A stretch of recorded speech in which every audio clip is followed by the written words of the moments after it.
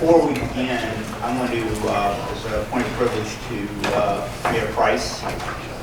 Call it Mayor Price. Thank you. Good morning, everyone. I would like, if we could, point of personal privilege to honor a great leader from the city of Newport News who passed this morning, Alan Diamonstein. I'd like to pray to honor his leadership and also to pray for his family. If we could have a moment of silence.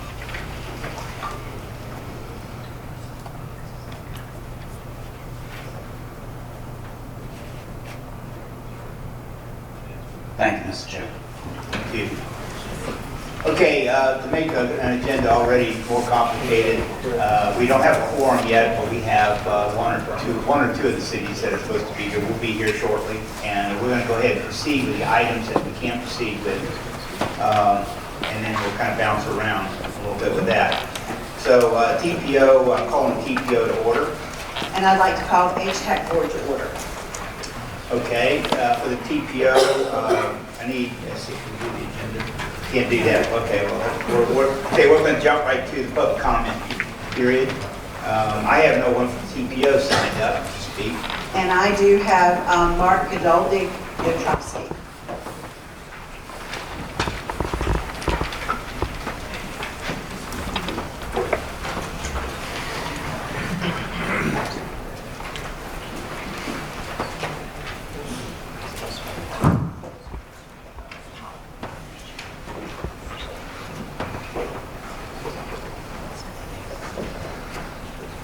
Good morning, chairs and honorable commissioners of the two bodies. My purpose in speaking to you this morning is to ask for consideration of an addition to your legislative packet. I spoke a month ago regarding the destruction of trees as part of the major building program for transportation that we have going on in the region, and ask that consideration be given to replacing the trees that have been removed. As you all are aware, we are in a very challenging period with regard to climate, greenhouse gas emissions, and the repercussions of those changes. And trees are part of the natural system for removing greenhouse gases and mitigating the effects of climate change. So since you have before you consideration of the legislative packet, I would ask that you request of the General Assembly that they do two things. First, they establish a policy that when trees are removed for transportation reasons, that there be a replacement. And second, that they would allocate money to facilitate this policy change. Thank you very much. Thank you. We now have one. Thank you. Okay. We'll jump back to the TPO. Need approval of the agenda. Okay, all in favor say aye. Aye. Opposed? We'll move over to the Hrtac approval of the agenda. All those in favor say aye. Aye. Anyone opposed? At this time, the Hrtac board will stand at ease. Okay, for the TPO, right now we'll call on the executive director's report. Thank you, Mr. Shepard. Chair Shepard, included in our agenda package for the HRTPO board is my monthly executive director's report. In order to allow enough time for the board's conversation today, I'll keep my report brief and just see if there are any questions regarding the information I provided this morning. Good, any questions? Okay, we're going to move to the election of the TPO officers, and I'll call Mayor Alexander. Thank you, Mr. Chairman. Pat, would you like me to TPO nominating committee was tasked with bringing the slate of officers to the board for consideration to serve for the next year. Nominating committee hereby selects following individuals for consideration. Chair, Mayor John Rowe, City of Portsmouth. Vice Chair, Mayor Donnie Tuck, City of Hampton. Secretary, Bob Crum, TPO Executive Director. This concludes my report. Okay, great, thank you very much for the list. Procedurally, question, do we proceed with with the chair vote first and then the vice chair, or do we do them all at once? We can do those that. Okay. So the nomination made for the committee that you just heard read, is there anyone else or anyone that would like to submit their name that was not submitted for consideration? Seeing none, I will close the nominations. I guess we'll proceed to the committee vote. Okay. I need a motion to accept the committee's report. We do not need a second because it is a committee. So moved, okay. All in favor say aye. Aye. Opposed? None opposed, so the committee and Mayor Rowe has been duly elected as the new chair. Before I hand over the gavel of power, I want to, you guys share this. I feel like 4 here. I wanted to take a few moments. There are 2 things. It's been just a tremendous honor and privilege to serve as chair of the TPO. And there's 2 things that, just the 2 things that we'll talk about. There are millions of things that I've witnessed and saw over the years. What truly amazes me is that we continue to make incremental steps towards reaching the desired goal. Of course, the goal is going to change, and we're going to continue to make those incremental steps. But we are doing that. And if you just think 10 short years ago, or about, we're doing things today that we didn't think were ever going to happen. We're seeing roads improvements, transportation improvements that we didn't think we'd ever see in our lifetime. And to make this happen, we had to overcome a lot of hurdles. We needed state support, which we've gotten. We had to come to get all our various municipalities to agree on prioritizations and funding. And I talked to one of the executive directors, I'm not going to say who, but I said, why is it getting so hard to do? I mean, it seemed like we were really rolling quick, and then it started getting really, really hard to do, the trestles and stuff like that, the tunnels and everything. And it was, the comment was really just kind of hit the nail on the head. We picked the low-hanging fruit already, so now it's getting hard. It's getting hard because we're dealing with the money issues, we're dealing with planning for the next roll around. And the other thing, though, that's I think is really amazing, and I'm really, really proud of, is that you guys are the ones that are making it all happen. You're making it happen. And it's just an honor to work with you, because if we don't pull together and continue to pull together, row in the same direction, this would not happen. There are forces external to us that would more than likely be very glad to pull this whole thing apart. And we could be back to square one, or pretty close to square one. So the fact that all these municipalities have been able to do that and get and accomplish as much as we have, it's just been a tremendous honor and privilege. So I want to thank you very much for having that opportunity. I look forward to working with the TPO and the Hrtac. I'm not going anywhere. And I will now take the power, transported sort of that direction. We have, I think we're going to do a picture. We got to do a picture here. So if I may, first off, Chair Shepard, it's been an honor to be your executive director. I so appreciate the hard work you put into this organization, into our region. We didn't think it was appropriate to give you yet another resolution. So staff's working on something for you for next month But to finish that job, we would like to get a picture of you and the incoming TPO chair. Joe Turner's going to do that for you, so if you could be patient just a moment, I would appreciate it, and then we'll be back for a presentation that will be a little different next month for our outgoing chairman.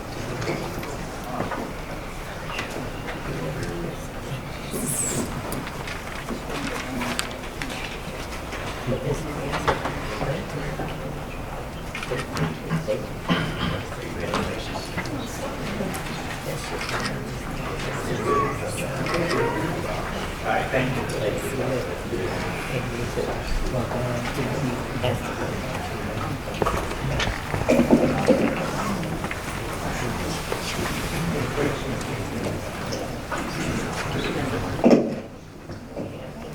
Some thank yous. First, thank you for electing me as your chair, but a big thank you to Tom for his leadership, both on the TPO and on the Hrtac and planning district.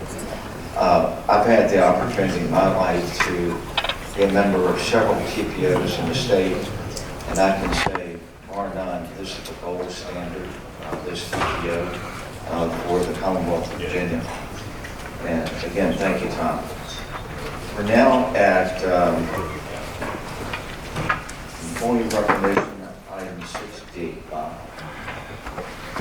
Yes, thank you, Mr. Chairman. I'd like to ask the board to give me a few minutes to recognize a couple of our employees at the TPO and PDC that are undergoing significant milestones and anniversaries with our organization. What we like to do is recognize those people that achieve 5-year increments every year. So we have 4 people today, and if I could just introduce them and say a few words, I would appreciate that opportunity. First, John Mahaley. John, could you please stand? John has been with us now for 5 years. You see him keeping track of when Mike and I get up here, he's making certain those PowerPoints are working properly. But what you may not know is John has been promoted to a principal in our organization. He manages our transportation improvement program. What that means is all the investments of state and federal dollars that are going to your transportation projects, he's tracking them, he's queuing them up for approval here, he's keeping track of the balance that's left when the project's completed, making certain we have the right monies on them, and working with your staffs that do a great job of making certain those projects keep moving forward without delay. John, appreciate all you do. Thank you for your efforts.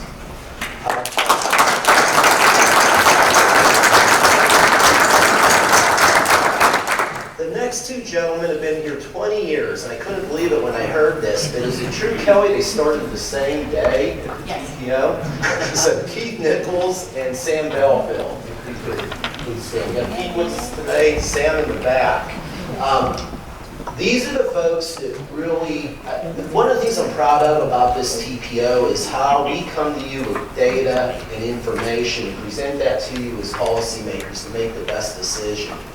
These are 2 of the people in the background that are making certain you have good, sound data. They are our data analysts. So Sam Belfield, he has worked with the PDC to look at the impacts of rising water on our transportation network. He's done critical analysis for the movement of the military in our community, critical transportation routes that support our military operations, and really works with Keith to make certain we have good, sound data and information that feeds our transportation policy making process. Keith is the principal of their department. I'm continuing to be amazed at how, like if you remember last month when we were showing you how the express lanes would work and we were phasing in all those express lanes, that's Keith's work. He is the master of PowerPoints and presentations, but really he is the author and the lead analyst in the State of Transportation report that you see every year. It shows us how we compare across other metropolitan areas, the key transportation points. Really, if you're looking for information on time of travel, how many people are using our roads, conditions of bridges, safety analysis, etc., Keith is really the lead on this. Safe to say we wouldn't be the TPO we are without these folks. So Sam, Keith, thank you for everything you do.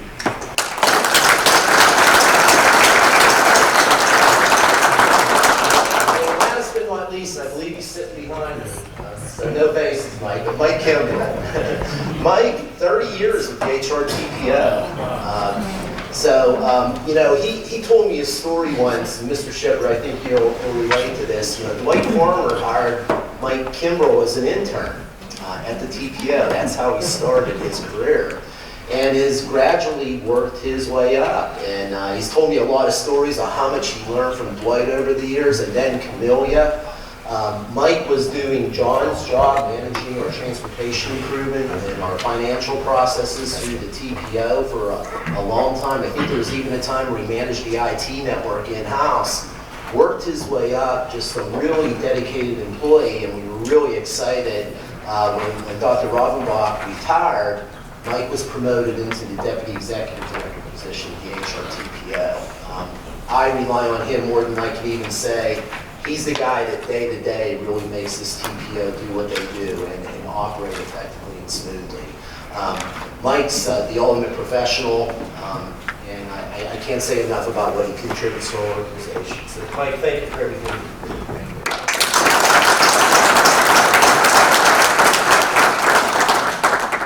Mr. Chairman, that concludes my report. Thank you, Bob. And we do indeed have a great staff. We come now to item 6E, which is the consideration of the 2020 Regional Legislative Agenda file.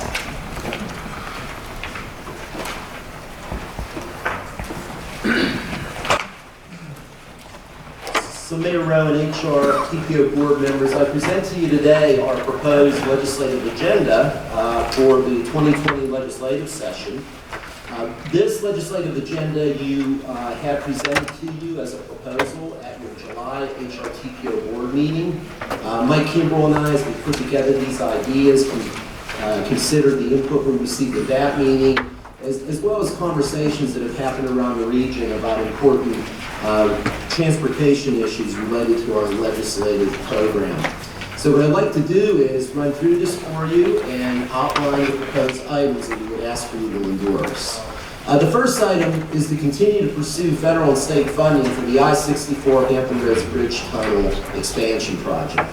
I know it's not news to anybody in the room that this is the largest transportation project in the history of Virginia at $3.8 billion. And through the leadership of this board, of our local elected officials, and of our General Assembly members, this project is predominantly funded by Hrtac. We're fortunate that we have $200 million of smart scale money in the project, but by and large, $3.6 billion of this $3.8 billion project is currently funded or financed in some way through the Hrtac funding mechanism. Obviously, this project is critical not only to our military and national security, not only to our port and the nation's East Coast economy, and to emergency evacuation and state tourism industry. We would ask that the TPO endorse our efforts to continue to pursue federal and state dollars to apply to this project. Work closely with Director Page, know that Hrtac and the TPO have many other needs, and you know them very well. Fort Eustis Interchange, the 464 interchange, the continuation of I-64 improvements on the peninsula, future phases of 264-64, Northampton Boulevard or Independence Boulevard. Every dollar from outside our region we can bring to the HRBT project frees money up for Hrtac and the TPO to work to redirect to another project. So we believe this is an important item for us to keep on our legislative aspects. Secondly, we request that the Commonwealth place priority on the widening of the 9-mile section of I-64 from exit 234, that's Route 199 in the Lightfoot area, to the James City County, New Kent County line. I know that you received a request from our peninsula localities, and this TPO board endorsed a resolution in July asking that the Commonwealth place priority on this segment of road. Simply put, we are widening with our Hrtac monies 3 segments of I-64, takes you just west of Williamsburg, and I know this board feels very strongly that we want to finish that job, take that to our line, and even hope that the Commonwealth can play a lead role in helping complete those improvements as you move further westward to the Bottoms Bridge Road intersection on this side of 295 New Ridge. The next item is to support increased funding to the Virginia Smart Scale program. First off, I need to pause and say that Commissioner Stephen Rich, Deputy Secretary Donahue, thank you for the state's support for our region on Smart Scale. I'm not ashamed to say that we believe we've done very well with Smart Scale in the statewide competitive pot. And what we appreciate about that is it's technically driven. We've been putting in good projects that show congestion relief, and Smart Scale has shown that we're ranking very well. And I think we've had some of the highest ranked projects in the Commonwealth. So we've been able to bring some Smart Scale money to HRBT, as I mentioned. We've been able to bring some to the high-rise bridge 64 Southside project. We've been able to bring some to the 264-64 interchange. The challenge is that when we're dealing with these large mega projects, there's just not enough monies in the Smart Scale process. We would like to see VDOT get more money for the Smart Scale program. And just to give you an idea, Hrtac's financing over $5 billion of interstate transportation improvements in Hampton roads. The last statewide fund competitive pool had about $450 million available in it statewide. We took half of that, almost half at $200 million, right? So there's just not enough resources for VDOT to meet their statewide needs, and certainly from our region's perspective, for us to be able to get Smart Scale money for our needs. So we would encourage the General Assembly. We know it's very difficult funding decisions, but if there's any way to increase the amount of funding in the Smart Scale program, we think that would be beneficial to our region and the entire Commonwealth. We also want to continue our efforts to promote higher speed passenger rail service between Hampton Roads and Richmond, including projects of independent utility that improve travel times and reliability for both the South Side and the Peninsula. We've run into some difficulties getting the Phase 2 environmental studies complete, so we reworked our strategy. If there are projects that help reduce time of travel, we'd like to work with the Commonwealth to get after those projects, see if we can't get some of those projects complete.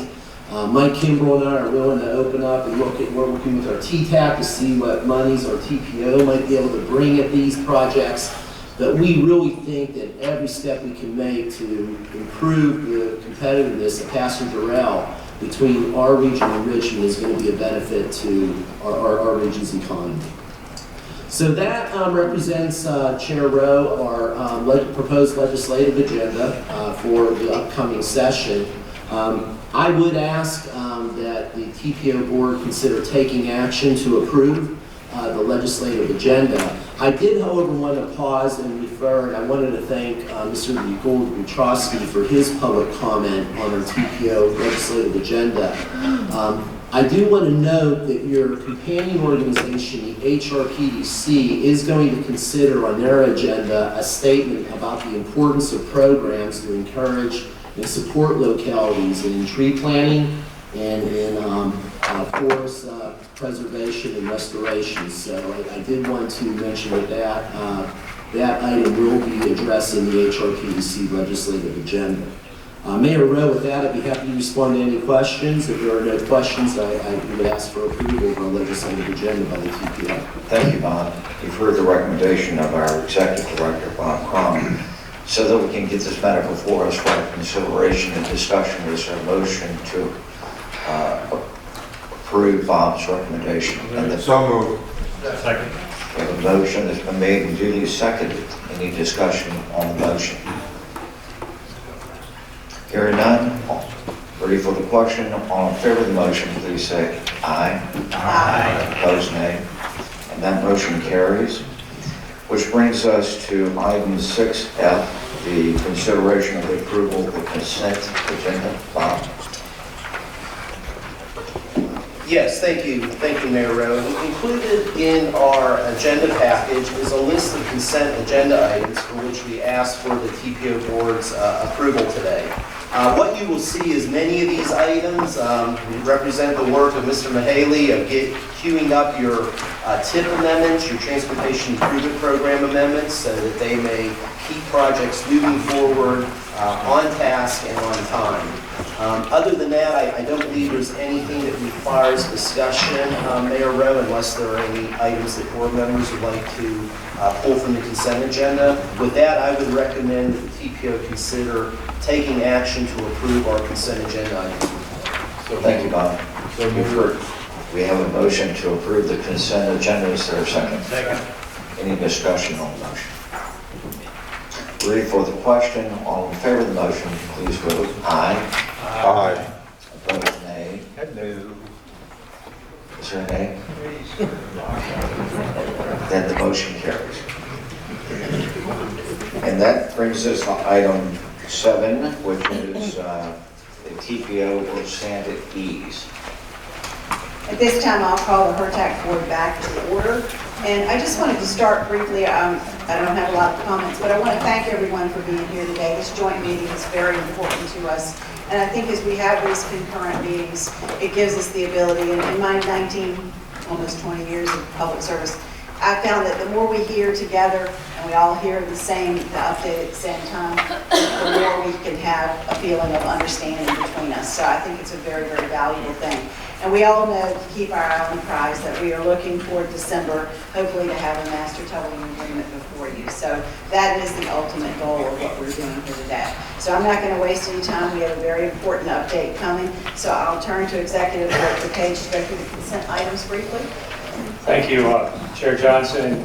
Before you, the consent items, minutes of the September 19th meeting, amendment to the approved Hrtac 2020 Hrtac Administrative Project and Development Budget, an amendment to the Hrtac accounting policies and procedures. The decision briefs are before you in your packet, and Madam Chair, I'll turn it back over to you for the motion. Thank you. Do I have a motion on the consent agenda? Motion to approve. Second. I have a motion and a second. All those in favor say aye. Aye. Anyone opposed? Thank you very much. I will mention before we get to item 6 that the information items number 7, time allowing, we may get back to those, otherwise it's going to be reading material at the end of the meeting. So with that, I'll turn to Chairman Rowe. Thank you. The TPO is back in order, back in session, and we're now at item 10 on my agenda, which is the Regional Express Lanes update. Bob. Yes, thank you. Thank you, Mr. Chairman. So just to recap, the TPO board will recall, and Hrtac members as well, that last month, Director Page and I worked to have a concurrent meeting between the Hrtac and the HRTPO to have a beginning conversation or continued conversation on the proposed Regional Express Lanes network. This was follow-up from our July board meeting. And you'll recall in July, just to recap for everybody, the board asked the TPO staff to work with VDOT to analyze how the Express Lanes network would work in 2 steps. First, for VDOT to analyze how the Express Lanes network would operate on opening year of 2025. But for the TPO staff to look further in the future, look out to 2040 and 2045 and do an estimate of how the Express Lanes network would work in comparison to general, if we went all general purpose lanes. And what we found with our modeling analysis was that if we built all general purpose lanes, we were going to see high levels of failure when we got out in 2045. What our estimates showed were that we can expect when we get out to 2040 to 2045 about 20% more traffic going through the HRBT. That with continued growth, we were going to have continued congestion increase along that corridor if we went all general purpose. And really finding that we're really constrained in 2 important ways. Number one, there's not a whole lot of right-of-way there, right? That you're really constrained as you come down the peninsula through that Hampton segment, through very important properties that you can't expand any further. When you go to the south side of Norfolk and the Willesby spit impacts and the impact on the military, we're getting constrained there. That we really have to make the best use of the lanes that we can build. And what our analysis showed was that if we went with express lanes, the performance of those express lanes was very good news. When we got out to 2040 and 2045, that we could guarantee a trip around our managed lane system through these new regional transportation investments that really provided the best chance of really good mobility for our residents and for our visitors. So where we left it last month was that VDOT would come back to us today and give us an overview of what some of those additional improvements would look like and what the cost would be associated with those improvements. Mayor Rowe, as chair of the TPO, Mayor Johnson as chair of Hrtac. We have Commissioner Bridge here today to give that briefing. I might ask if Director Page has anything to add to any of my comments before VDOT does that. If I may, Chair Johnson and members of Hrtac and TPO, thank you for the floor. I think reflecting back, and I was having a conversation with Deputy Secretary Donahue last night, and it was pretty forthright. Look where we were 5 months ago in the discussion of an express network and where we are today and moving forward with this. And Chair Johnson, I do agree with you. I think December 12th meeting will be monumental for us with that master tolling agreement. I believe that those that represent the Secretary of Transportation and also the Commissioner being here as well representing VDOT, we're all championing to that finish line, which is that agreement date of December the 12th. As we move forward with that, I think that it was very important that the TPO and Hrtac have a smaller committee, which they did sit together to come forward today with some comments that will conclude following Commissioner Bridges' presentation. I think it's a lot of courage has gone into this, and also the forward thinking of where you all have been around this table for the last 20 years, and then how fast we're going to get forward to realize the vision that you want, and we're going to deliver it for you within the next 5 years. So turn the floor back over to the two chairs, the TPO and Hrtac respectively, to move forward with the agenda. Thank you for the comments. We'll have our commissioner come forward. Thank you very much.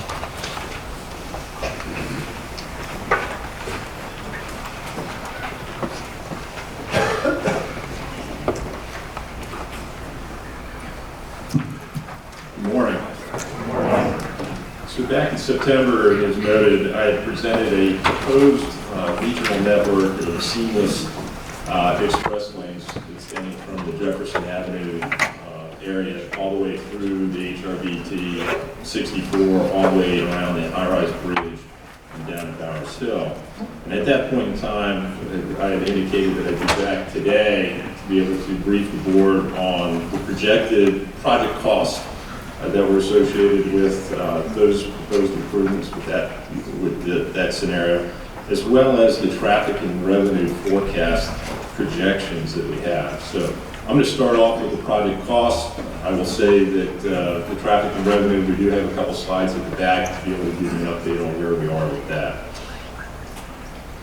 So just as a refresher, let me just preface that the project costs that I'm going to talk about today are not inclusive of the high-rise bridge or the improvements that are already being made as part of the Hampton Roads Bridge Tunnel expansion. The project costs today are those costs that would allow us to create this 45-mile seamless network of express lanes that were in addition to those two projects.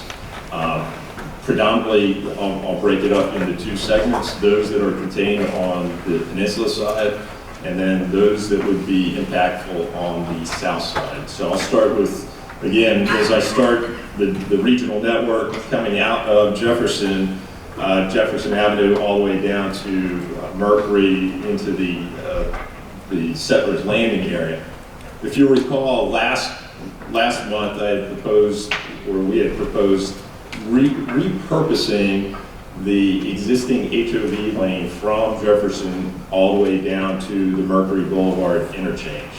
That's that schematic that you see on the top left-hand side. That just simply repurposes that HOV facility, creates a bollard-separated lane, that entire length, with some ingress and egress points along the roadway. As we get down to the Mercury-LaSalle area, we do open that up as we get closer to the 664 interchange. Again, it's converting that HOV2 facility to a Hot 2 facility, one managed lane. The other item that we had proposed would be now creating a 2x2 network, as I indicated last month, creating 2 managed lanes in and around the vicinity of LaSalle, Rip Road, and then 2 general purpose lanes that would feed into the eastbound tunnels of the HRDT. This would include some widening efforts that we anticipate that would start around the Rip Road area to be able to create that network, that 2x2 entrance portal. So what are those key elements that we're talking about, the cost that would be associated with those 2 improvements? One, the repurposing the HOV lane to the hot. Well, we already have the pavement width, what I call the real estate already in place. It would really be the installation of toll gantries or toll equipment, signing, marking, and the post-mounted bollards that you would see, just to be able to provide that separation. Again, most of the real estate is there in both directions, eastbound and westbound, between Jefferson and Mercury, so there's not that sizable cost other than those couple items. The major cost to be able to create this 2x2 network is really in the widening efforts associated with creating this 2x2 entrance portal in and around the LaSalle Rip Road area. You can see up here that we think in the eastbound direction, we have a number of improvements for a number of ramps that would be associated with the project, as well as some bridge rehabilitations and some replacements. I'm going to say right now, this is worst case scenario for the cost that I'm going to share with you. We have concept level plans right now. These are not detailed engineering diagrams. We've been solely focused on trying to identify what a regional network would look like and how it would function. And I think we came to that point last month. Now that we have this, we're churning through the engineering side of the house to say what is truly needed. So when I say that we may need a replacement of a structure, this is our worst case scenario. We might be in a position where we can rehabilitate it or look for some of these that can be rehabilitated. Maybe we don't even need to touch it. Maybe there's some restriping efforts that are going to be needed. But I just want to stress, we're at a very early stage in where we are, so the numbers that I'm going to present are, again, our worst case scenario. In this case, we do have a number of loop ramps, most notably at the LaSalle location, that we would need to realign and replace potentially some bridges. This again is the realignment as we create some shifts as we come through the 664 interchange heading in the eastbound direction. We do know that, or we think at this point in time, our major costs associated with this rehabilitation, one is the widening effort, but also, two, the replacement of the Hampton River bridges. Those bridges were built in the late 1950s, I believe 1957 or 1959. They were the original structures in place. We're looking at potentially needing to replace those simply because, one, they're going to meet their end of their useful life. Two, they are a fracture critical bridge, which means that if one of the members fail, the entire bridge fails. We want to take that potentially out of the system. Our preliminary assessment would suggest that a rehabilitation of that structure versus a replacement, the delta in that is only $20 million. So with that being said, I think we're going to lean towards that, but again, the engineering judgment or engineering analyses need to be done. In the case of any widening and capacity improvements that we're going to be putting along the corridor, we're going to need to be looking at conducting a sound wall analysis. So the estimates that we have today are assuming that we will have sound walls starting in and around the vicinity of Rip Road, all the way to the Settlers Landing location. That will mean that we will likely need some right-of-way on the eastbound side to be able to accommodate that. One item that is not noted up here is that the inside shoulder, that closest to the existing median barrier, we will need to rehabilitate that that pavement shoulder width to something that can carry full depth, that can carry full traffic loading on it. And in doing so, we're going to need to look at the drainage patterns in there. Right now, when it rains, there's enough width for the shoulder to handle the rain, the water that falls, but as we constrict that shoulder width, we're going to need to have additional drainage along the corridor. So one of the major items that you do not see up there is going to be a drainage item. So in the westbound direction, we also have a number of improvements that we're proposing in some ramp realignments, replacements of the King Street Bridge.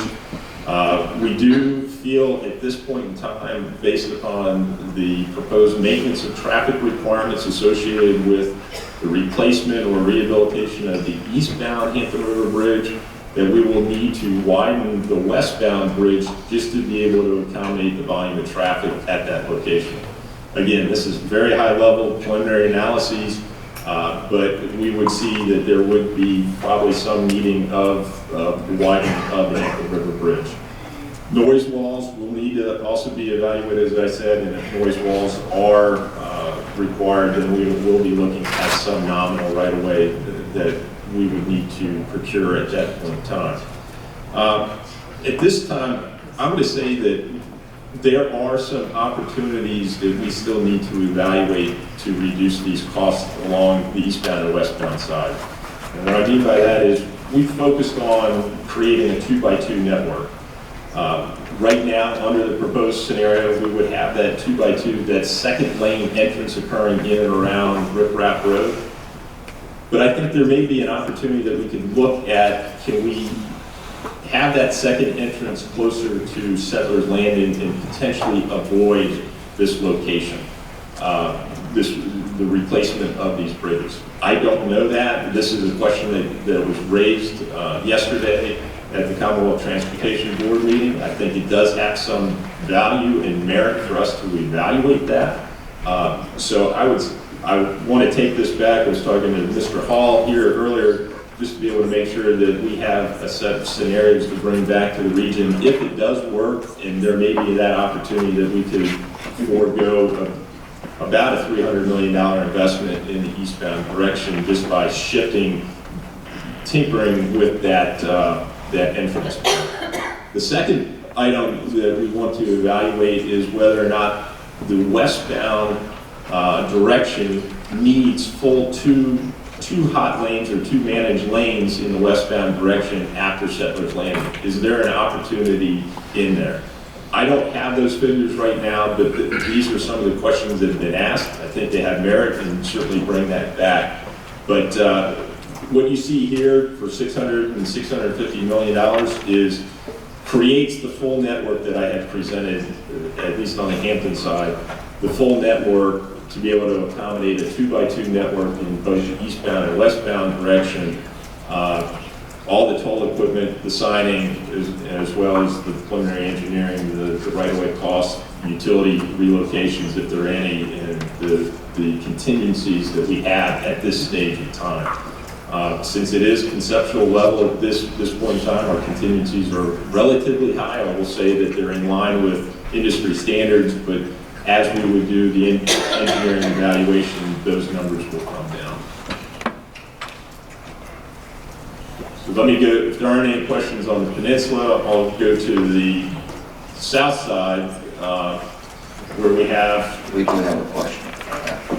Well, I was going to wait actually till it's over. And we had this discussion last Friday at our subcommittee meeting. And one of the thoughts was, in fact, if you were going to need 4 or 2x2 coming out of the tunnel and going up. But at the same time, though, right now you have 2 lanes coming across the bridge, and it picks up a 3rd lane after you get through the Mallard exit, which is I think about 268. Then you got 4 lanes coming out, going into 2. Or 4 lanes coming out, going into 3. You're going to create a bottleneck coming out of the tunnel. And maybe you'll adjust on the bridge. I'm not sure where you'll adjust.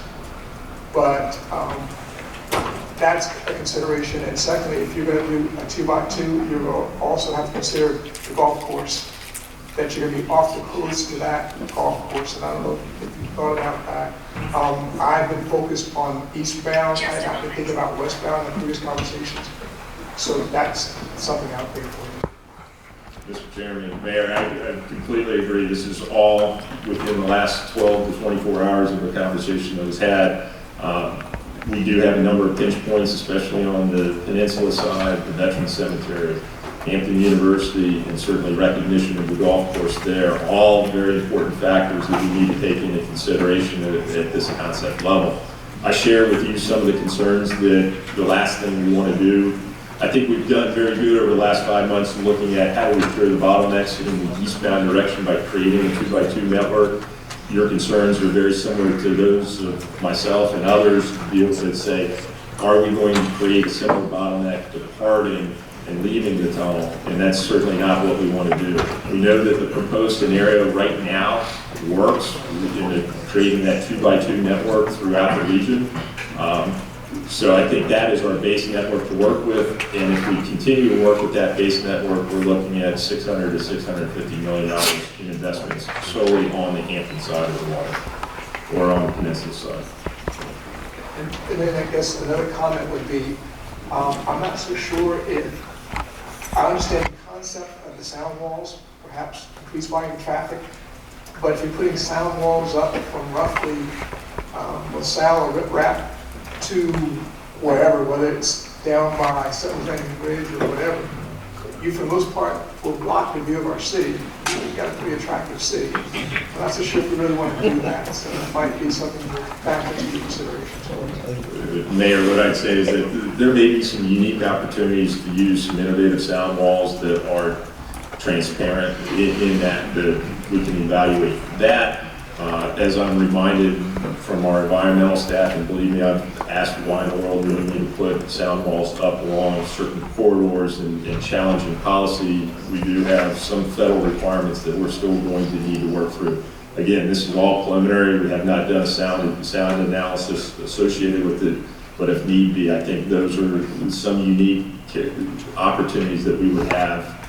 One, to comply with federal law, but also the opportunity to be able to make sure that no blockage of the city would be taken into consideration. So moving forward to the south side, just recognize that we really have that stretch between I-564 and 264 where we were looking to continue to maintain the Hot 2 reversible network in the median, and as well as add Hot 2 part-time shoulder lanes in the reverse direction along this entire stretch. And what we've shown here again is that typical section of an AM peak period and a PM peak period where if we have traffic moving in the reversible lanes in the westbound direction in the AM, we would have the part-time shoulder lane in the eastbound direction, vice versa in the PM. One other item that we did note during the proposed scenario last month was creating a slip lane roughly around the Tidewater Drive area in 564 interchange to be able to create that 2x2 network as we've created on the peninsula side on the Norfolk side. So what are these items that are included? By and large, it's simply repurposing the existing pavement that we have there. We are going to have to reconstruct the shoulders in this case, very similar to what I said on the peninsula side. As we reduce that shoulder width, we're going to have to enhance the drainage system up against the median barrier. We do have signing and marking. We do feel at this point in time that we are constricted at Tidewater Drive and Chesapeake. We will need to widen those structures out in both directions to be able to accommodate the part-time shoulder lane. And again, we're going to need to evaluate the potential for sound walls along the corridor. As I mentioned before, the creation of that slip ramp at 564 interchange, and again, very similar order of magnitude cost as we're seeing at this concept level. That the Norfolk side or the south side is about 170 to 185 million in proposed improvements. There are no questions with that. I can move on to our traffic and revenue forecast. And I'm going to stand before you and say that we have pushed extremely hard to be able to get the modeling analysis done to identify what a proposed network of express lanes would be. And our focus has been getting to that point. We've been working with our traffic and revenue team to be able to generate those numbers for you. And I'll say that in reviewing the scenarios and the results, we did not have full faith and confidence that we would be giving you the correct numbers today. We have pushed as hard as we can. Ultimately, the responsibility for us to deliver to you today, we did not make it. But over the last 5 months, I think we've gained a lot of confidence in being transparent in what we provided you to be able to make sure it's accurate, and I could not guarantee you that standing before you today, those numbers would be accurate.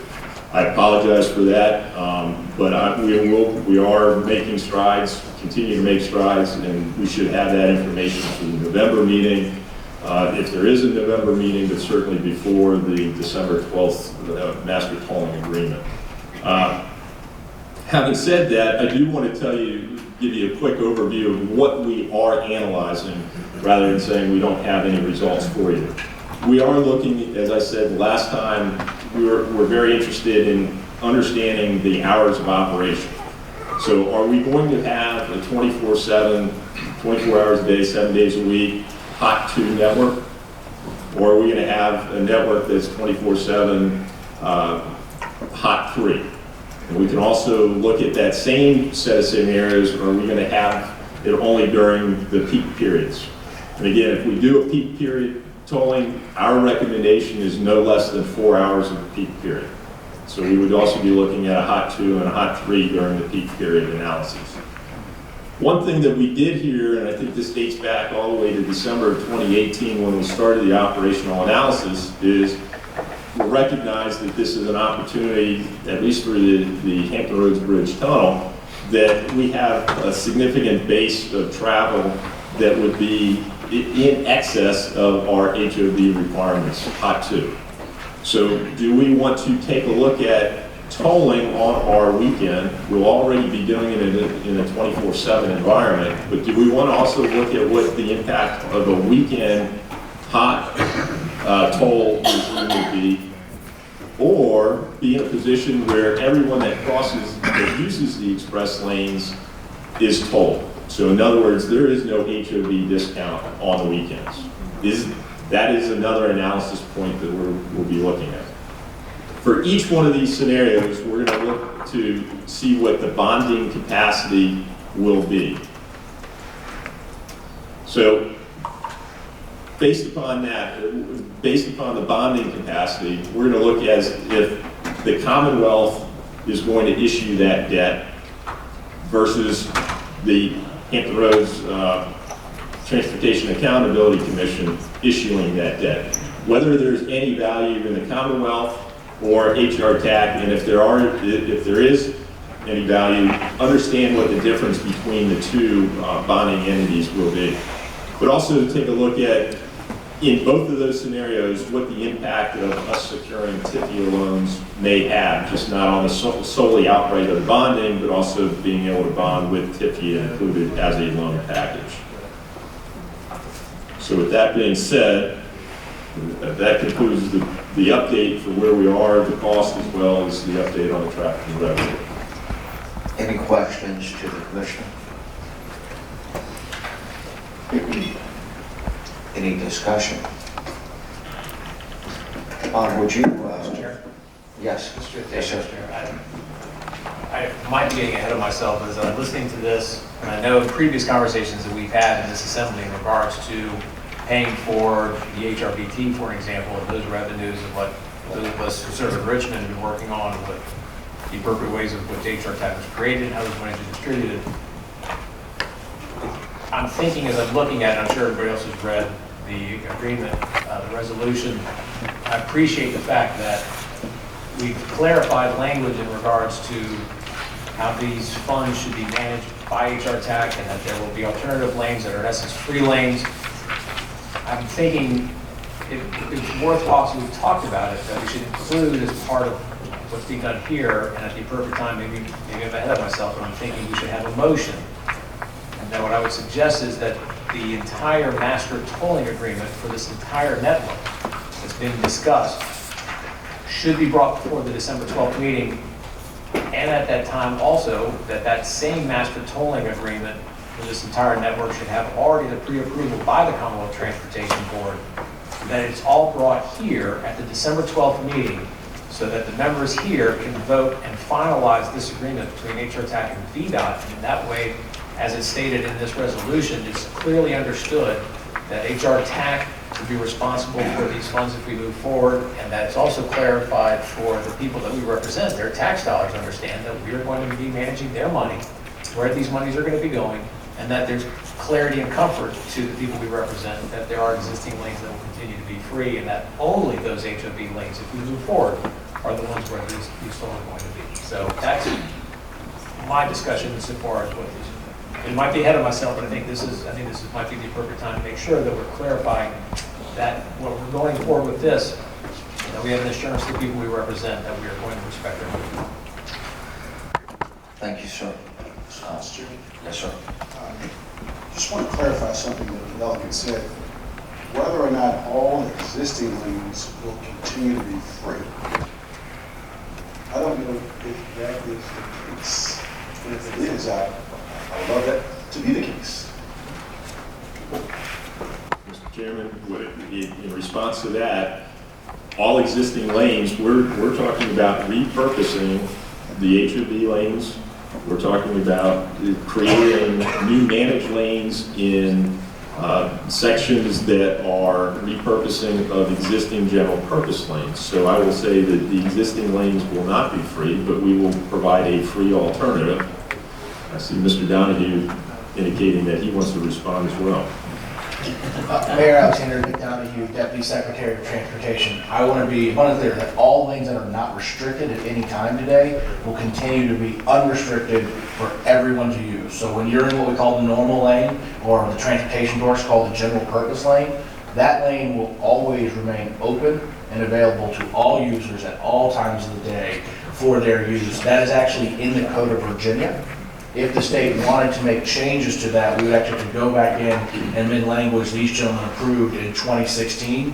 There is approximately, though, a 2-mile section in Hampton that I did want to note that was included in that law that would potentially be converted for purposes of improving traffic flow only there for alignment. But in all other instances, those lanes that are normal lanes, that are unrestricted, 24/7 would be open to all users, toll-free and no carpool requirements. I think the discussion that the state wants to have with this body, and it should be an informed discussion based on the bonding analysis, is whether or not in the HOV lanes that are converted and in the new lanes that are constructed, whether or not those are managed just during peak periods or whether they're managed on a greater period of time, which could be 24/7 or peak periods and weekends. And I think that should be a discussion where we really look at how might that help you build some of these enhancements the commissioners identified or other things of that nature. But again, that's ultimately something Secretary Valentine has said is a collaborative decision that will be made with this region.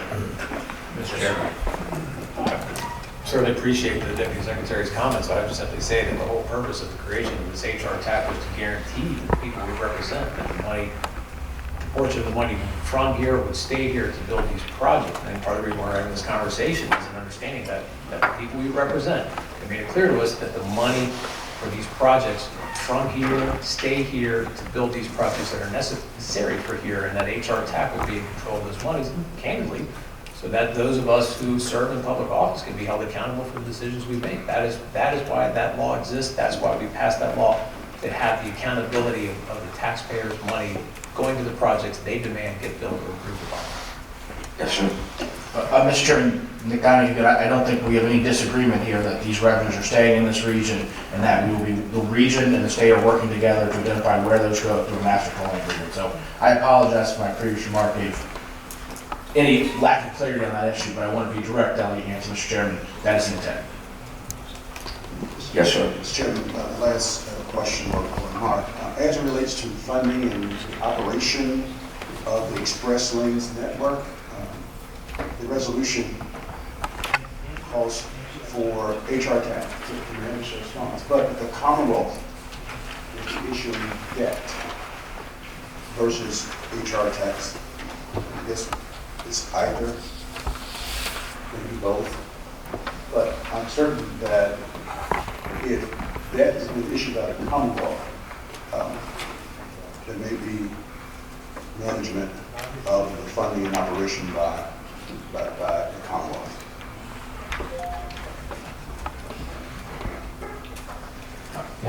Go ahead.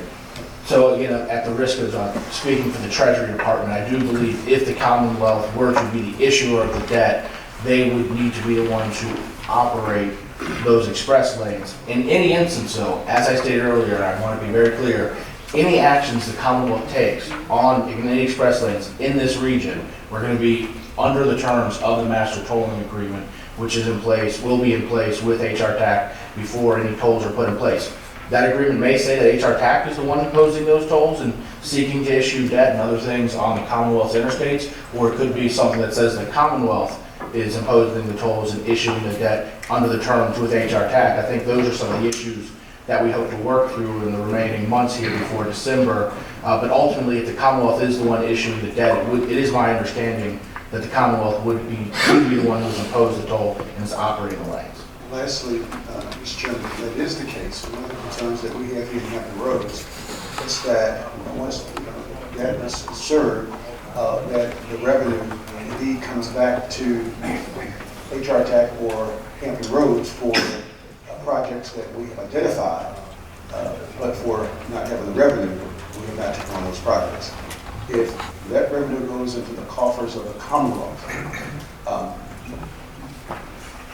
who or what prevents that revenue from going to other priorities that VDOT may have for other regions? Yes, sir. Mr. Chairman, Nick Donahue again. I start talking. There are several things, Mayor Alexander, that are in place both constitutionally and statutorily, and then also that we seek to memorialize through the master tolling agreement. I'll start with the Constitution and then work down from there. So many of you are familiar with the Meeks case that was adjudicated in this region in 2012. That was the lawsuit regarding the Elizabeth River Crossing Tunnel. Under that lawsuit, a toll was determined to be a user fee and not a tax, which then required a three-pronged test with regard to how any monies generated from a user fee could be used. The most important one for the purposes of the discussion this morning is that a user fee must provide benefit to those who are paying the fee. So clearly stated, the way that if VDOT were imposing the tolls, I'm just going to use that for purpose of discussion, Mayor Alexander, we would be constitutionally prohibited from taking that money and doing something in Richmond, because it would be very difficult, if not impossible, to say there's a benefit to somebody on I-95, or the benefit to someone in 64 and Hampton Roads by an improvement to I-95 in Richmond. So we would be in violation of the Constitution if we were to kind of move those revenues out. Mr. Nglima might be able to walk through the other 2 points, but I think for purposes of your question, that's the really salient prong of that three-prong test. Statutorily, there's a provision under the code that requires any tolls imposed in a region collected in excess of debt service to go into a regional account within the Commonwealth's toll facilities revolving account to be used only for projects within that region. So in addition to that constitutional protection, there's a statutory protection that's on the books today. It's 33.2, 15, 28, or 27. And then further, again, it's the Secretary's stated intent, and I'm here to restate it today, to execute a master tolling agreement with this region that would be binding on both parties, indicating the waterfall that Mr. Page and Chair Johnson have walked through about how revenues would be used, and they would be come back to priority projects identified by this commission without regard to who is imposing the toll.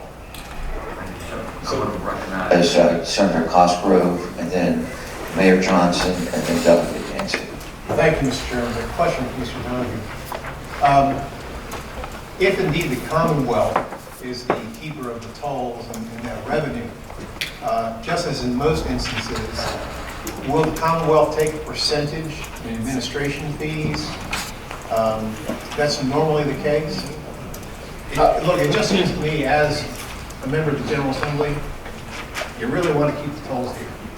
You really don't want us in Richmond dealing. That's just my 2 cents. If you can answer it, good.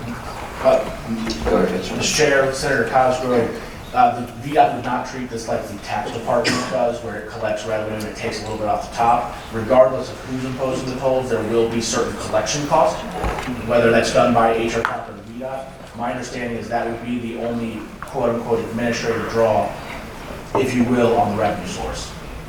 And Mr. Chairman, we need to keep a very close eye on that particular issue. With all due respect to VDOT, they're a great organization, but we want to make sure that every penny that we put into this, from our Hrtac standpoint, is put to the best use here. Thank you. Thank you, Mayor Johnson. I was just going to throw out a couple of suggestions. Number one, I would suggest that we look at our financial advisors and the Hrtac. I feel pretty strongly that our bonding capacity for Hrtac is going to be strong, but I think if we look at the statutory issues and look at PFM to give us advice, that's the first direction we would go in. And then I was going to, if you look at the resolution and if you look at the back side of it, the fourth bullet, where we say funding and operation of the express lanes network to be managed by Hrtac, I would suggest that we would say funding, operation, and use of toll revenues of the express lanes network to be managed by Hrtac. If that would help or clarify at all. Just an observation. A good point. Let's hold that delegate answer. Well, to that point, Mr. Chair, and I certainly appreciate the question, and Nick, I know we've talked about this ad infinitum. We have each other on speed dial. I think Mayor Alexander really has the core issue of concern very well stated. There's an old joke in real estate that a contract is when both parties agree not to sue each other over. And I think, to Mayor Alexander's credit, there's a lack of clarity as to where this money goes, whose checking accounts going to be in, who writes these checks. To Senator Cosgrove's perspective, is there going to be a fee on those checks? So I think we have that master tolling agreement before us with legal counsel's review. We have case law that's already been stated. I think we can have clarity. Again, it goes back to the people that we represent, the money that they're paying in taxes to go for these projects. They want to make certain that their hard work is going towards their taxes that are going towards these projects. And I think Mayor Alexander brings up an excellent point. We want to be able to tell the people we represent that your money is in this account managed by us, and that money can be used to bond, or that money can be borrowed, or lend, VDOT, or whatever it has to be, but that there's clarity. It's understood, that there's no confusion, so that when we have the agreement before us with CTV approval, we can be able to explain clearly how their money comes in, where their money's going, how it gets spent, what projects are going to be addressed, and that's all of their money, and it doesn't get furthered away. Thank you. I think it's appropriate that we now take up this resolution that's in draft form, that's before you on the letterhead of the TPO. And I'm going to first call on Bob to tell how this came about, and then ask Mayor Tuck to present the resolution. Yes, thank you, Chairman Rowe. After the last meeting, then HRTPO Chair Shepard approached staff and thought it was appropriate to create a working committee to go through the great amount of information we discussed last month and develop a recommendation that could be considered by this HRTPO board on guiding principles that we could endorse and adopt, and we will lay on to the Hrtac board as they proceed with the execution of the master tolling agreement. If we pause a second and think about the relationship, and my colleague, Mr. Page, I think refers to it very well as the three-legged stool. We have the TPO board that establishes the policy and the priority. The Hrtac board then takes that policy and develops funding strategies around important projects, and then enters into an agreement with VDOT to deliver those projects for our region. So the TPO Working Committee appointed by Chair Shepherd took on several of these issues and discussions and is bringing a recommendation to you today. Before I forward that over to Mayor Hrtac to report, I just wanted to share with you who was on that working committee. Of course, then Chair Thomas Shepherd from York County, Mayor Linda Johnson, Chair of Hrtac, of course from the City of Suffolk, Mayor John Rowe from the City of Portsmouth, Mayor Donnie Tuck from Hampton, Councilmember Courtney Doyle from the City of Norfolk, Mr. Michael Hrtpo on the Finance Committee, but from James City County on Finance Committee of Hrtac. Mayor McKinley Price, I know had a conflict, but appointed a staff person to represent. I know Mayor Rick West was on our committee, had another meeting, but has been part of the emails and we've been distributing back and forth. That working committee has brought forward some recommendations today. Mayor Rowe, I'd recommend that we refer to Mayor Donnie Tuck for that region. Please, Mayor Hrtac. For those that have an opportunity to review the recommendation we have here. We'll go to see that asked by you, Mr. Roman Slides. The work committee met and John, you can go ahead and flip through the directive. all right. The first recommendation is, the committee recommends that the region endorse a consistent express lanes network that begins at I-64 at Jefferson Avenue in Newport News, proceeds along I-64 through Bowers Field and Chesapeake, continues along I-664 to I-64 in the vicinity of the Hampton Coliseum. The committee believes it is important to pursue the concept of a fully connected and consistent network to ensure the future needs of the region will be addressed. Number two, the committee recommends that the express lanes network be a consistent hot 2 network with one hot lane and one part-time hot shoulder lane when practical and necessary. Number three, to minimize impacts to the region's motorists, the committee recommends that wherever practicable, the roadways that make up the express lanes network be restricted to hot operation during peak traffic times and be open to all traffic outside of the restricted periods. Four, the committee recommends that funding and operation of the express lanes network be managed by Hrtac. And five, in consideration of policy recommendations for HRTPO, the committee recommends that Hrtac consider the following items for developing a master tolling agreement with PDOT. One, we prioritize traffic throughput over revenue generation. We develop tolling approaches that mitigate impacts on Hampton Roads residents, including options that maximize revenue collection on weekends. Funding and, this is the third one, but funding and operation of the Express Lanes network be managed by Hrtac. The Express Lanes Working Committee recommends that the HRTPO board take action forward these recommendations to the Hrtac for consideration.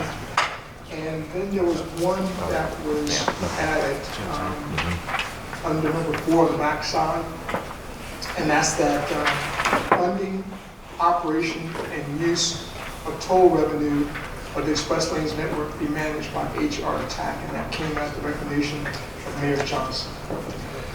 All right, so that we can get this matter before us, is there a motion to adopt this resolution? I move the resolution.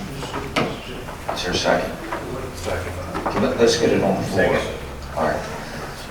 We have a motion to adopt this resolution that's been seconded. It's ready for discussion. Mayor Alexander. Sure, I have the same resolutions. Is this the resolutions, Mayor, you're referring to? That is the one with the change that you'll have is the one I just read on the back. Yes. On number 4, which is the funding, operation, and use Thank you. of toll revenues. Thank you. Mr. Chair, under the resolve, we have further resolved in the first bullet, prioritize traffic throughput over revenue generation. Am I reading that right? You are. Mr. Chairman, it's good to prioritize traffic throughput, and I think that should be a priority. I think that's important, significant. But over revenue generation, that could very well create a structural imbalance. I would like to know the revenue generation as well, because we could prioritize and agree to, and place on VDOT and place on ourselves what our priorities are as it relates to traffic throughput. But we're doing it over revenue. That's a priority over revenue. And I believe in balance, having a structurally balanced agreement. And so can someone speak to that? Mayor Alexander, I think Executive Director Page, Mayor, that was brought up in the committee, and there's a definition to both of those pieces that made that come, why we came to that, so I think that could be more explanation there. Thank you, Mayor Johnson. Thank you, Chair Johnson, and Mayor Alexander, your question is very appropriate and I think very pointed. To call for a little bit of background on this is that when you do the traffic and revenue study, there are certain assumptions that are made in the modeling by the modelers. One is you concentrate on throughput, and the other is you concentrate on revenue generation. So the driver there in that point is that we want to make sure that we have to generate revenue in order to provide the congestion relief. That's the challenge, and I think what we're going to hear from Commissioner Bridge at the November meeting is what revenues come from which segments moving forward. The other part is that if you want to maximize the greatest amount of revenue, you would just go out and toll everyone. And that's not necessarily what I feel that that's why the language reads as it is. Maybe we could, if I could have the floor to make a friendly amendment, or just a suggestion to say, prioritize traffic throughput over revenue generation where practicable. Or it's, certainly there's going to be some analysis and discussion here. There is going to be a balance, I believe, of throughput versus the revenue, sir, as to the decision that needs to be made by the region, and one not made by the modelers that are doing the input data. So I apologize if there's some confusion on that, but the throughput versus revenue generation is a traffic and revenue term of the art when they do the modeling. Go ahead. Last, is this resolution time sensitive, that it needs to be acted on today? Is there a reason that it's before us today without the analysis? It is. It feeds into the tolling agreement negotiation. Thank you, sir. Mr. Weaver. Thank you.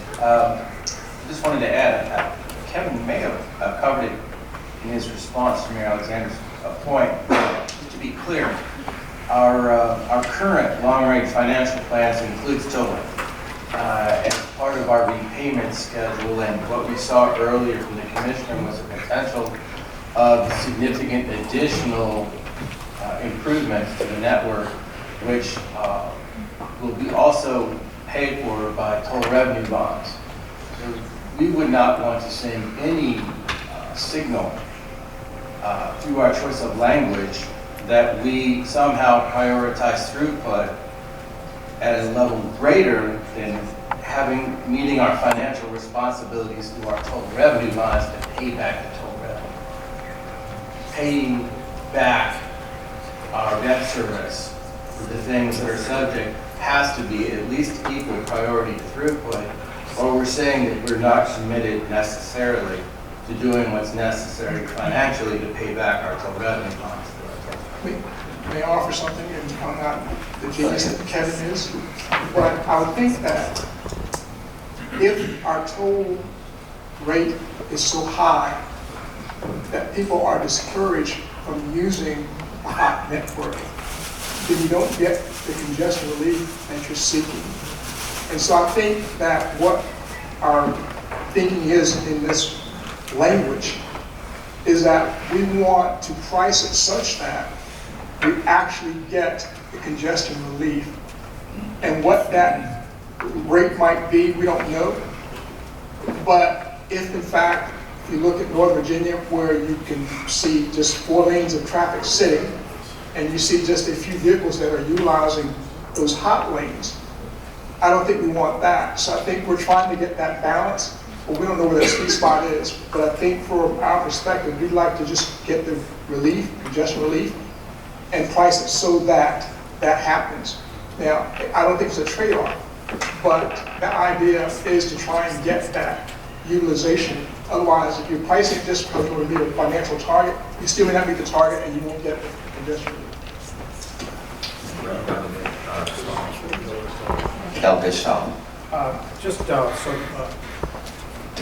Mr. Chairman, some clarification. Under 3 here, we talk about restricted operations during peak traffic times and will be open to all traffic outside the restricted periods. So do we have a definition of peak traffic times? Bob and Kevin.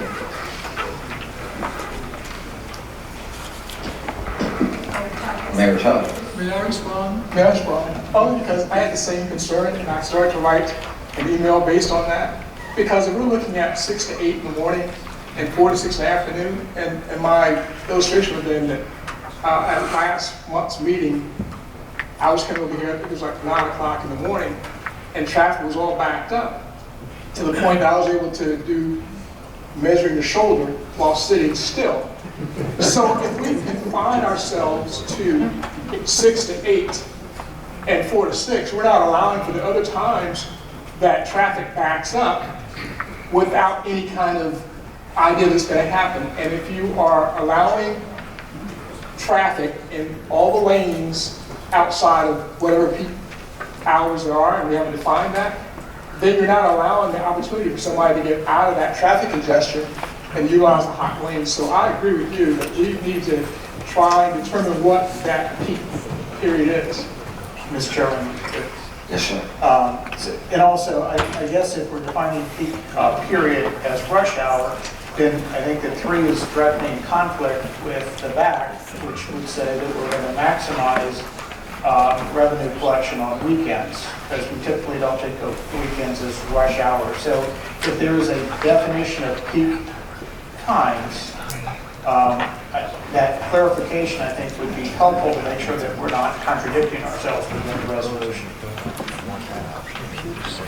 So if I may offer up, and of course I think everybody's conversation is right on point, and the value of managed lanes is to react to the traffic at given periods of time, could be caused by events.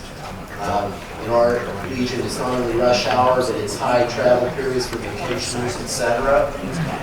Perhaps as the TPO considers ordering these guiding principles and position statements on the Hrtac, that they ask that to minimize the impacts to the region's motorists wherever practicable, the roadways that comprise the express lanes network be restricted to hot operation during periods of high traffic.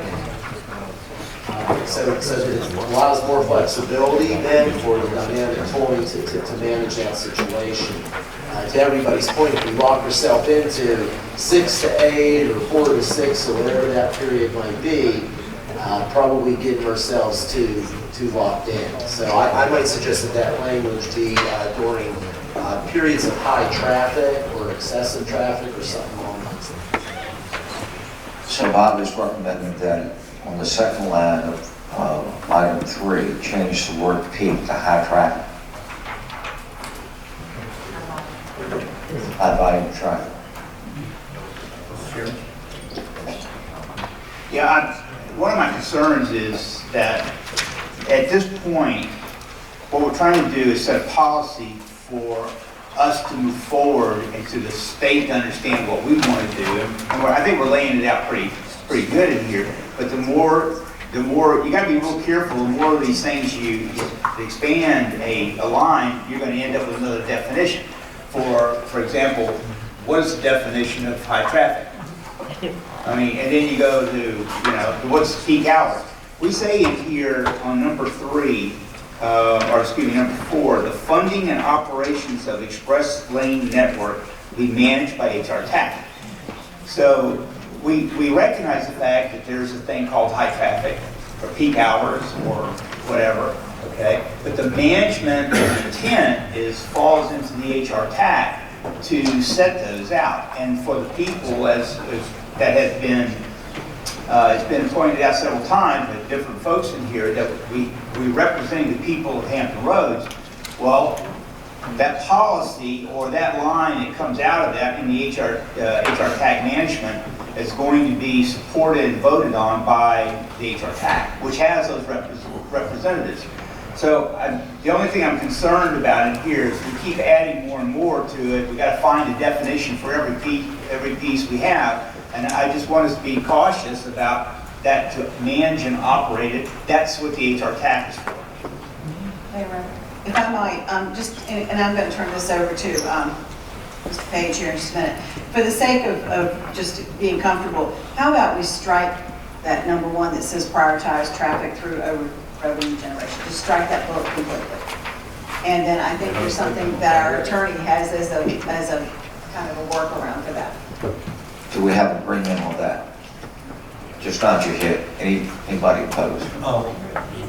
One thing, I know when we put that in there, we were putting it in there so that we didn't concentrate on just revenue generation, that we were trying to get the traffic flow more than the revenue generation, so we wouldn't become the Northern Virginia and concentrate on how much we can get out of the network.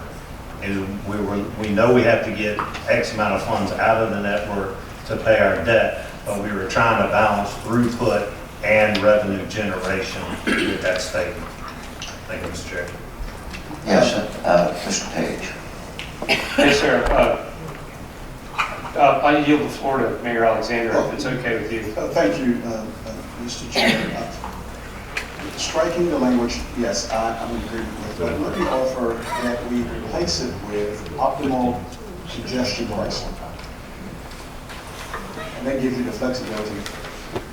And maybe, Mr. Page, will you consider that, if that works? Madam Chair, Mr. Chairman, to the mayor's great point, that's the intended captured purpose of a managed lane network. So it's very appropriate to put that in. Sure, I offer that as the substitute language. Yes, let's get it up on the screen.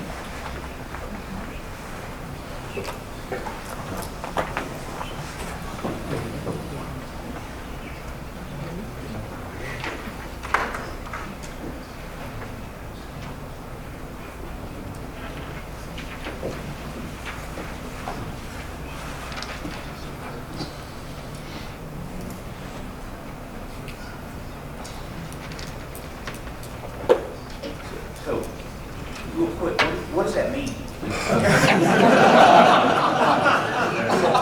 Kenny, you got the floor. Mr. Chair, I yield to my attorney.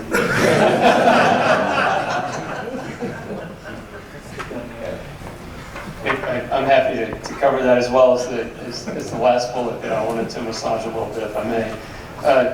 When you're dealing with optimal congestion pricing, there's so much of an algorithmic curve that occurs to maximize the ride quality and the convenience of the hot network. And I think that's where around the table we've heard today and repeatedly in the past that we want to make sure that we have a reliable network that's being created. So the optimization of that network includes congestion pricing, because that is the inversion that occurs.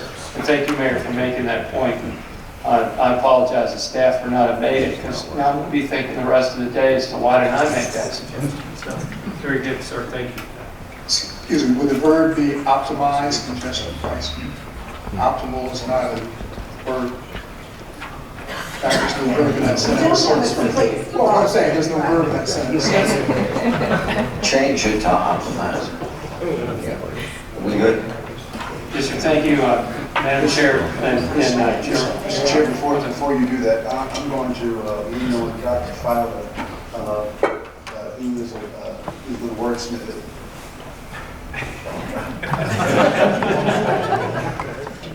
Mr. Fowler's got the floor, and then Mr. Porter. I'll put on my wordsmith hat. No, I think what you would want to say, Mayor, is prioritize optimal congestion pricing. Thank you, sir. Yes, sir. I'm not the best wordsmith, but I want to throw out an idea. We talk about peak and high traffic But, you know, in today's world, it's fluid. You know, we don't know when the high traffic's going to be. It could happen at noon. It could happen at 4 o'clock. It could happen at 10 o'clock at night when a concert's getting out. May I just suggest that we forget about the old paradigm and basically use the new tools we have, predominantly dynamic tolling.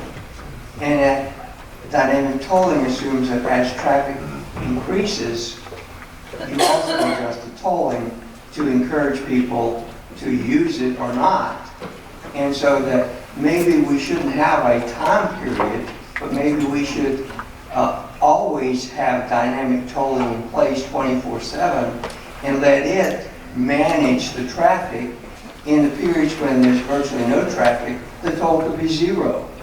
And at the times, even at 10 o'clock at night, if traffic is backed up, then the toll could be an appropriate figure. So let's use the new technology we have and forget about what we've thought about in the past. We're trying to develop a plan to optimize traffic throughput by using the new tools that we're trying to implement.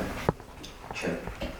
Yeah, so to that point, I believe once you add this, prioritize the optimal congestion pricing as bullet 1, you've just taken care of the peak or non-peak, right? I mean, that's the whole point here, is that in a non-peak environment, the price would be 0. And so you could, in fact, technically be doing it 24 hours a day and just let the algorithm figure it out. Thank you. We have, I think we have one more bullet to work on. please. Thank you, Madam Chair. Members of TPO and Hrtac, let's look at the last bullet, if we may. We have two tweaks we need to make to that, suggestions. One is strike and you have funding, comma, operation, comma.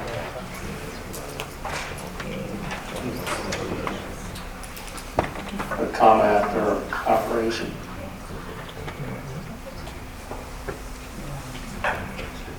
And then after and, add the use of toll revenue. Okay? I'm going to use toll revenue. Okay, that's it. Okay, now at the very end, we need an add. Directly or indirectly, after Hrtac, you need to add directly or indirectly through the master tolling agreement. Directly or indirectly.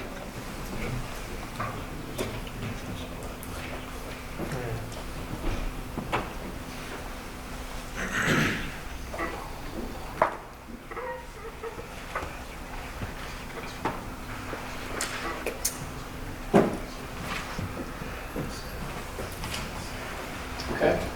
Thank you. Thank you. Yes, sir. Just from the experience that Gloucester has had with the Coleman Bridge, I think it's really important that Hrtac maintain the responsibilities of this clause, directly or indirectly, with respect to use of toll revenues.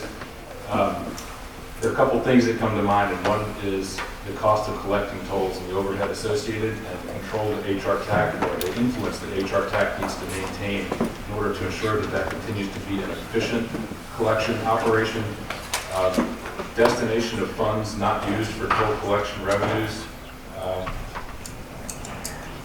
It's kind of covered there, but if you're talking about an indirect influencing type of position that Hrtac might take, there are priorities that might not otherwise be funded if Hrtac has a direct influence. So specifically, the limitation of using those funds for projects that are within Hrtac's scope, meaning generally new construction projects. If it's under direct control of Hrtac, that would seem to be an inherent restriction that those funds would be used for projects that Hrtac is authorized to run.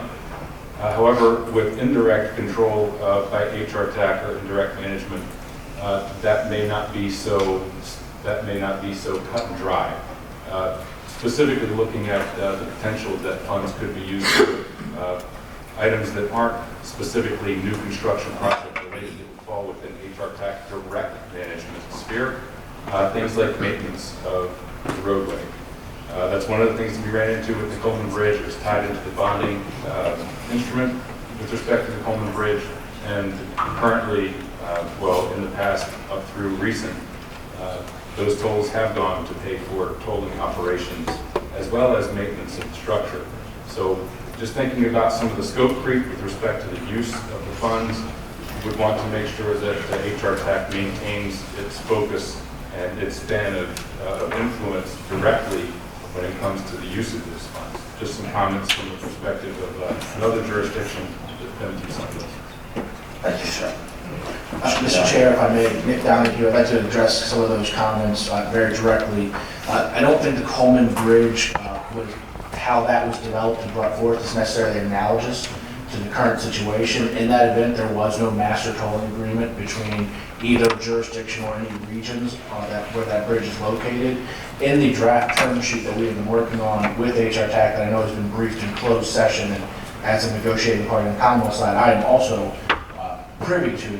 What I want to say very directly to everyone in this room is this money is going to these projects, the HRPT first and foremost, secondarily to other things that Hrtac identifies. The Commonwealth will be maintaining these new lanes, the pavement and bridges and all those things, as we do all other assets in this region.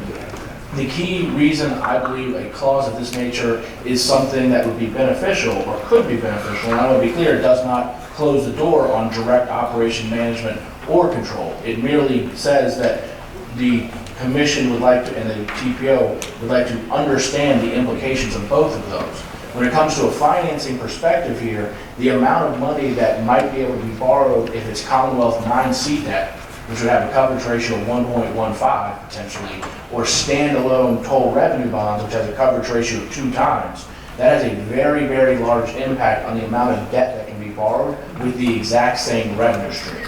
And so as the commissioner has talked about these various enhancements that actually deliver the best traffic throughput during the height of rush hour, there are costs associated with those. We are going to work as hard as we can to drive those costs down over the coming months. But I would just like to say, I think it's in this region's best interest to keep the door open to go either way, with the understanding that regardless of which way it goes, there will be a master tolling agreement, as Secretary Valentine has committed here in person, and I am reaffirming today that will govern the use of these toll revenues and will ensure the commission's and the region's rights, roles, and responsibilities with regard to how these monies are used. And in that, I anticipate and expect, based on the discussions we had with Mr. Nglima, we have a very thorough attorney, let me assure you of that, that these revenues won't then kind of leak out to scope creep or other quote-unquote types of purposes that are outside of the things that we have discussed in this forum. I want to stress as much as possible, we want to partner with the region. Partnership means we are working with you and working hand in hand. Thank you, sir. We've had an interesting process to come up with these edits. Everybody comfortable with the edits, so we can consider the question, which is the approval of the resolution as edited. I won't call them amendments, I'll call them edits. Ready for the question? All in favor of the motion, which is to adopt? Is everybody comfortable? Does it need to be read? I don't see anybody saying yes. All right. Ready for the question? All in favor of the motion, please indicate by saying aye. Aye. Opposed, nay. Motion carries. Delegate Yancey, do you have another motion? I do, Mr. Chair. Thank you, Now sir. we are at the appropriate moment, Mr. Chair, members, I would make a motion that the master tolling agreement for the entire network with the Commonwealth Transportation Board's approval be brought to the Hampton Roads Transportation Accountability Commission for agreement and finalization between the Hampton Roads Transportation Accountability Commission and the Virginia Department of Transportation at the December 12th meeting. Is there a second? We have a motion on the floor that's been duly seconded. Any discussion on the motion? Well, I have a question. Do they physically have enough time to do this? I think that's good. Right. Mr. Chair, I would respond to the gentleman by simply saying we need to. Yes. Mr. Chair, it is certainly the intent of the administration, and we got to work towards that end. I would simply note that I cannot predeterminedly vote on the Commonwealth Transportation Board. They have been briefed on this. They understand what we're doing. I think they are generally comfortable with what they're saying, but I don't want to make commitments that I cannot make. I have not heard any concerns from that board with regard to what we're working on, but ultimately that board is an independently appointed board, and ultimately they give us direction just as you all give Mr. Crum and Mr. Page direction. So again, it is certainly a staff's intent and the secretary's intent to work towards that end. Thank you, sir. Bob, and then Mayor Alexander. If I may, Mr. Chairman, if the TPO board would approve Delegate Yancey's motion, what we could do then is prepare a letter, a correspondence to be signed by the TPO chair that could go on to the Commonwealth Transportation Board stating that our board took that action today and stressing the importance, recognizing the Deputy Secretary, you have so much you can do in terms of encouraging that would allow us to make that statement as a region and convey the importance to the CTB. Absolutely, and I don't think he's able to attend today, but I know our representative from CTV, Mr. Shepard, would certainly expand upon that at the next meeting. Good. Mayor Alexander. Mr. Chairman, speaking to the motion, just as the resolution that we just passed was time sensitive, Delegate Yancey brings up a point that the 2020 General Assembly session starts the second Wednesday in January. So having this master toll agreement for us in December is indeed time sensitive, and I hope that we work towards that end. Thank you, sir. Good point. Yes, we do. Any further discussion? All in favor of the motion, please indicate by saying aye. Aye. Opposed, nay. Motion carries. Thank you, sir. Thank you, Mr. Bob, this completes the agenda. Do we have any further items? Oh, we do. All right, Tom. Okay, since we have both the chairmen here, when the commission comes back, or VDOT comes back to us to talk about the cost and you start the refinement, one of the things, this gave us the worst case, rough order of magnitude, $835 million. That's a hunk of change to get something that's going to generate revenue, right? It's almost, you can get into these self-licking ice cream cone type situations where you build it and it costs you more to maintain it than it's worth.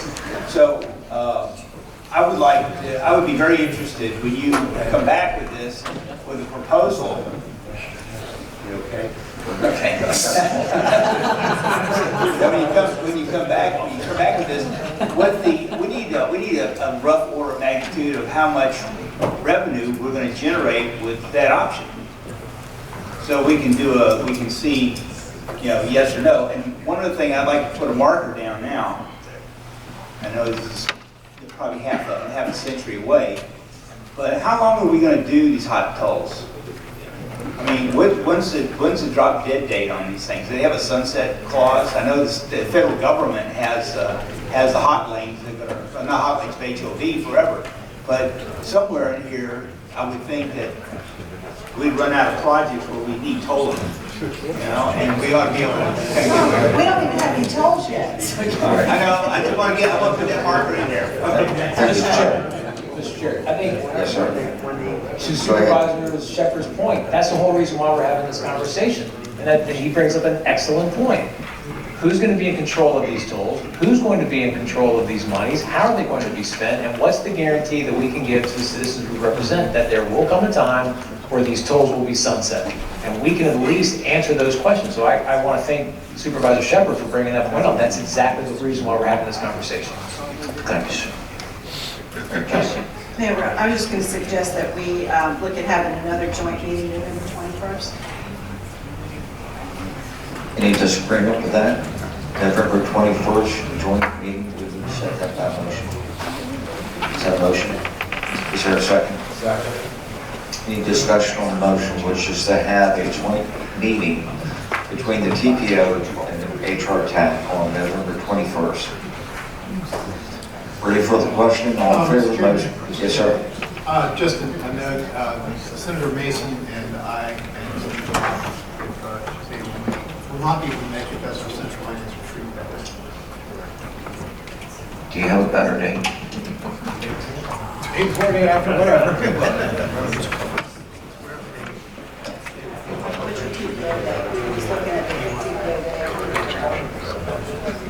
I was just asking to join the TPO meeting.